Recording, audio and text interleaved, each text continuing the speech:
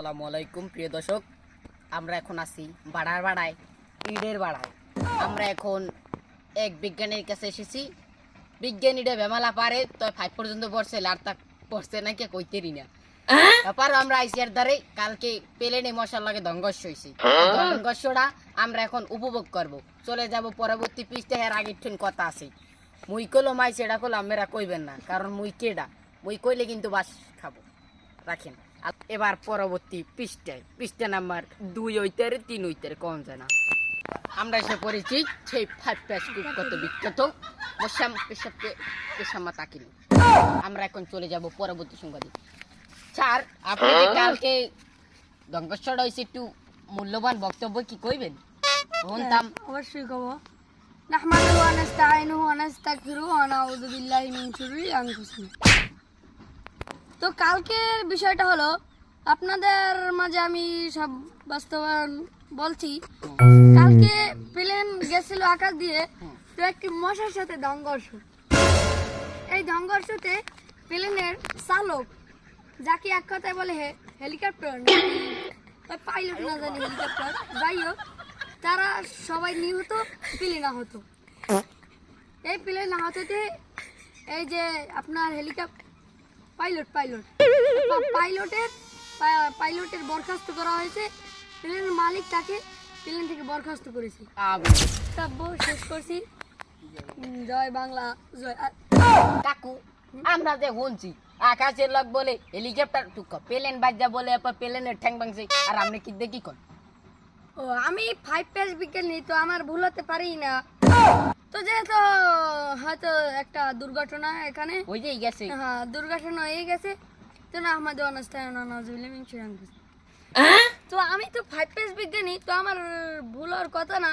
তো যেহেতু একটা দুর্ঘটনা, ভুল হইতেই পারে। হ্যাঁ, মানছেরই ভুলে কুতন। তো কালকে রাতে আমি ঘুমাইছিলাম, তো ঘুমানোর পর আমি দেখি যে আকাশ দিয়ে একটা প্লেন যাচ্ছে।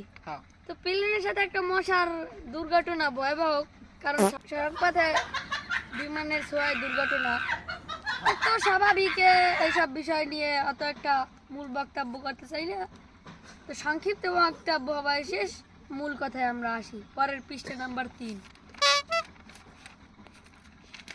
কাকু, মোর অনেক কথা আছে। আমি যে পৃষ্ঠাটা উল্টে দেন আর মাঝে রকুরি তো বাদ গেল। আরে বেটা, এত কথা কও বেটা, তুই বুঝো কি? তুই আমার চাইতে বেশি বুঝো? তো আমার ভাতেই যায় তো সাংবাদিক, তো এটা সোশ্যাল মিডিয়ায় পোস্ট করবে। আমার একটা পাইনারাই যায়নি। তো এখন হলো যে আপনার যে কালকে যেই বিমানের এইটা দুর্ঘটনাটা, তো এই বিমানটা এখন আমাদের বাড়ির পিছে এই নদীটাই পর্যবেক্ষণ করা হচ্ছে। তো আপনারা আমি একবার পিসকল দেখো খাও। আবার নদী কবে? ওই 5 পেজ বিজ্ঞানী, তো তুমি কি জানো? আমি 5 এর 2 পয়েন্ট আনছি। 2 পয়েন্ট।